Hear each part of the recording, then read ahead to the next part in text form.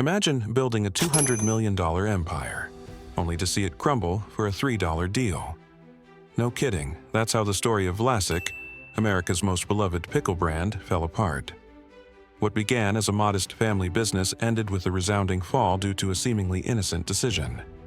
In this video, we're going to unravel step by step how a deal with Walmart, as simple as selling pickles in gallon jars for $2.97, triggered one of the most absurd bankruptcies in business history. Hearing this story, you might think, this is just a matter of pickles. What could happen? Trust me, you'll be surprised. And if at this moment you are thinking that this could never happen to your company, you better pay attention. The hidden lesson in this story is a warning to every entrepreneur. Learning it in time can change everything. The immigrant's humble dream. The story begins in the years after World War II, when Frank Vlasic, an immigrant of Slovenian origin, arrived in Detroit with his dreams under his arm. He didn't speak much English and had nothing but the pickle recipes he'd learned at his parents' house. With these recipes, he began to make pickles in his kitchen and sell them in the local market. Each day, Frank would get up at dawn to make pickle jars with brine and spices, and then set up his stall in the neighborhood. His business was small but full of dedication. In those years, Frank's business was small but stable. His neighbors told him that his pickles were the best they had ever tasted, crunchy and with an authentic flavor. But in the 60s, someone came along who would change everything. Bob Vlasic, his son, a young man with a lot of energy, fresh ideas, and a great instinct for business. Bob knew they had something special, but he understood that marketing could transform a good product into an unforgettable brand. He started by revamping the labels. He replaced the graceless gray label with striking designs with vibrant colors and the iconic purple stork that soon became a symbol of the brand. In addition, he introduced the famous curved bottle container, something practical and instantly recognizable in the refrigerator. By 1970, Bob wasn't just selling pickles, sold the dream of the Vlasic family. Each bottle had a piece of the American dream on its label: family tradition, quality, and perseverance. Frank watched proudly as what he started in the kitchen grew by leaps and bounds. And while profits were important, Bob always remembered something crucial. The secret wasn't just the pickle, but the story around it. It wasn't the pickle itself, but the story behind it. A story that thrilled consumers and created an emotional connection. Vlasic wasn't just selling a pickle, he was selling the story of an immigrant who fulfilled his dream with hard work and creativity. From local cuisine to national empire, Vlasic's rise continued unstoppable. After establishing himself in Detroit and the surrounding area, Bob decided to aim even higher. Vlasic pickles began to be distributed in chain supermarkets throughout the East Coast, and thanks to the quality of the brine and the unique recipe, they soon conquered palates throughout the country. Within a few years, Vlasic achieved what seemed unattainable. It dominated about 36% of the U.S. pickle market. This means that more than 1/3 of all pickles consumed in the United States bore the Vlasic brand. It was a colossal success for a product that, decades ago, was only sold at stalls in a local market. How did they achieve it? With bold and ingenious marketing. Vlasic was a pioneer in bringing pickles to television. They created memorable commercials, including one of their most iconic ads: an animated penguin dancing and singing about the delights of Vlasic pickles, making children and adults alike laugh. They also bet on popular magazines, newspapers, and even billboards telling the story of the Vlasic family. They organized promotions where celebrities of the moment appeared tasting pickles in fire trucks or at summer picnics. Each ad captured attention. They highlighted family tradition and authentic flavor. Imagine a celebrity from the 70s proudly holding a purple jar while vowing that she wouldn't eat any other pickles. With this advertising machine, brand value skyrocketed. Consumers were willing to pay a little more for a bottle with the famous purple stork, because they now associated that logo with trust and quality. Loyalty to Vlasic pickles grew unstoppably.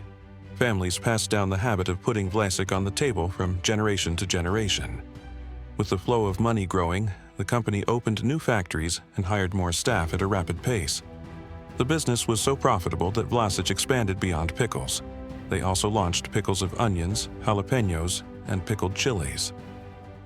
In 1978, the Vlasic's success story caught the attention of sharks in the food industry. Campbell's Soup Company, a giant that dominated the soup and other canned food market, saw an opportunity to expand into the world of pickles. They offered to buy Vlasic for $35 million. The Vlasic family gladly accepted. It was the historic moment. It validated Frank and Bob's dream of going from a local store to a powerful conglomerate. The 80s then became the golden age of Vlasic. Sales peaked at nearly $200 million annually. Every holiday, every barbecue, and every meat dish had a crispy Vlasic accompaniment. It seemed like there was no ceiling. The brand was growing both in the United States and abroad. Vlasic was no longer just a pickle, he was a cultural icon. However, while they were celebrating that unstoppable success, a crack began to brew outside the spotlight. In the shadow of factories and commercials, new economic and social changes were taking place. Vlasic's empire seemed invincible, but as we will see, the perfect storm was already coming. The market turns against.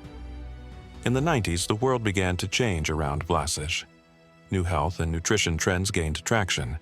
People began to read labels carefully and worry about the salt content in their food. Pickles, by their very nature, are high in sodium. So, slowly, pickles went from being an indulgent craving to something to be consumed occasionally. Low-salt diets, concerns about high blood pressure, and a boom in light or unsalted products put pressure on demand for traditional pickles. Lower sodium alternatives began to emerge, and the favorite national dish at barbecues was no longer so undisputed. As if that were not enough, the focus of the food industry was changing. Campbell's Soup Company, which had acquired Vlasic, was looking for products with higher margins and faster markets. Pickles, while successful, were a slower business compared to instant soups, fast foods, and popular snacks. In the late 1990s, under pressure to show faster growth, Campbell made the decision to spin off Vlasic as an independent company. But this move had a hidden trap. They transferred a monumental debt of $500 million to the new entity. Suddenly, Vlasic wasn't just a powerful brand. It was a company burdened by massive interest payments every quarter. Each month, he had to allocate a huge part of his income just to cover that debt, leaving very little capital to invest in the product or advertising. Things got worse with the new management. The CEO designate was an executive without much experience in the food sector, more accustomed to Wall Street numbers than to preserving pickles. His business idea was aggressive. He planned to expand the brand even further with huge budgets, ignoring the warning signs of the market. Unfortunately, he didn't consider that the wind was shifting out of his control. The result was chilling. More than half of Vlasic's income went to pay off that giant debt. Imagine making $100 but having to hand over $50 to creditors each month. With a basic food business, those remaining $50 were not even close to covering normal operations, salaries, and reinvestments. In a few years, the stability that Vlasic had built from his humble beginnings began to crack. The financial foundations were shaking dangerously. Time was running against him, and every day under those debts became a little more of a countdown to disaster. The $3 million mistake that changed everything. Under this brutal financial pressure, Vlasic executives felt desperate. They urgently needed more revenue and thought, why not increase sales volume at any cost? That's how the idea of the gallon pickle for Walmart came about. Walmart, the retail giant, had noticed Vlasic's dominant position and saw an unmatched opportunity. He proposed selling gallon jars of pickles for just $2.97 each, an offer so cheap it would make the entire market look around. At first, it all seemed like a dream come true. Walmart's shelves were quickly filled with those huge purple jars. Consumers went crazy at the novelty. Paying so little for a pickle was unrepeatable. On a weekly basis, Vlasic was moving astronomical figures. 240,000 gallons of pickles were flying out of Walmart's warehouses every week. It was epic growth in a market that seemed to be saturated. The media pointed to it as the promotion of the year, and the numbers seemed like a miracle. Years of sales compressed into weeks. But, as in any mirage, immediate success brought an invisible price that was not yet seen. The truth was that this business was fundamentally unsustainable. The cost of production, the pickle, the vinegar, the electricity, the labor, the jar, everything, consumed almost the entire price of $2.97. Vlasic barely made 1 or 2 cents per bottle. Yes, just a few cents. While customers were happy to save money, the company was losing track of true profit. Each unit sold became a financial juggling act because the profit margin was practically zero. But the impact went beyond the accounting numbers. When it became known that there were giant pickles at $3, the premium image of the brand began to weaken. Consumers began to think, if such a large jar costs so little, how could your regular products be special? The strategy that sought to grow the brand was lowering it in the eyes of the public. Vlasic, which was once perceived as a quality product, was now seen as a cheap one. In other words, the prestige they had worked so hard to build slowly began to evaporate. Worse, this offer was cannibalizing traditional sales. Loyal customers who previously bought the regular formats, half-gallon, quart, stopped doing so. Why pay more when they could take much more for almost the same price? Within a few weeks, sales of regular packaging plummeted. Vlasic found himself in a labyrinth, selling a lot of volume but losing money where he used to earn and sacrificing the prestige of the brand. The result was the worst-case scenario. The brand became almost entirely dependent on Walmart. That retailer accounted for 30% of Vlasic's total sales. Imagine a single customer controlling almost a third of your revenue. If something went wrong with that customer, the entire business would shake. And just when it seemed like things couldn't get any worse, Walmart issued the ultimatum that sealed Vlasic's fate: the Walmart trap. The situation came to a head at a meeting at Walmart headquarters. Supermarket managers gave Vlasic some brutal news. Keep the price of the jar at $2.97, or we'll forget about your pickles forever. It was an unequivocal ultimatum. Walmart had the power. He was Vlasic's largest customer and one of the most important salespeople in the United States. They were absolutely right to demand it. That pickle was deteriorating the profitability of their aisles. In practice, it was a covert sell at a loss or disappear. Vlasic was trapped. Raising the price was impossible without losing the contract with Walmart, but continuing to sell at an unrealistic price meant continuing to lose money on every bottle sold. It was like the prisoner's dilemma. Not knowing what to do, Vlasic's executives were looking for a third way. Days, even weeks, passed frantically negotiating and without a magic solution appearing. Meanwhile, the books groaned. For every vial sold by the offer, the balance in their bank accounts shrank lower and smaller. Finally, they decided to make a desperate move. They swapped out the gallon jars for half-gallon bottles and adjusted the price slightly to $2.79. The idea was to sell a little less volume to cut costs, hoping to improve margins a little. However, the difference was minimal. Production costs were still high, and the margin was still ridiculous. They had lowered the volume, but not the financial headache. The truth is that the trap was already set. With such gigantic debt-generating interest every month, any risky strategy would take them straight to the precipice. Walmart, with its absolute power, did not stop pressuring. When he saw that low-priced sales were still in demand, he felt no reason to change the rules. On the contrary, it strengthened its position in the market. It had shown that it could impose conditions and that companies, even large ones like Vlasic, were at its mercy. Vlasic, for his part, entered a deadly spiral. The money he received was not even enough to cover the loans. They depended on ridiculous profits for each jar. Temporary success faded, and the usual pattern was repeated: more debt, looking for more sales in a circle with no way out. The empire that was once built by selling tradition was being razed for a handful of pennies. And, as often happens in inevitable tragedies, when the money ran out, Vlasic's future also came to an end. Bankruptcy and humiliation. January 2001 arrived and Vlasic hit rock bottom. The company filed for bankruptcy protection. At that moment, all the fortune and pride built from Frank's Kitchen seemed to fade away.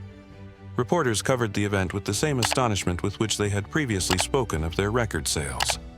It was the chronicle of a giant defeated by his own greed and bad calculations. When he filed for bankruptcy, he began liquidating assets.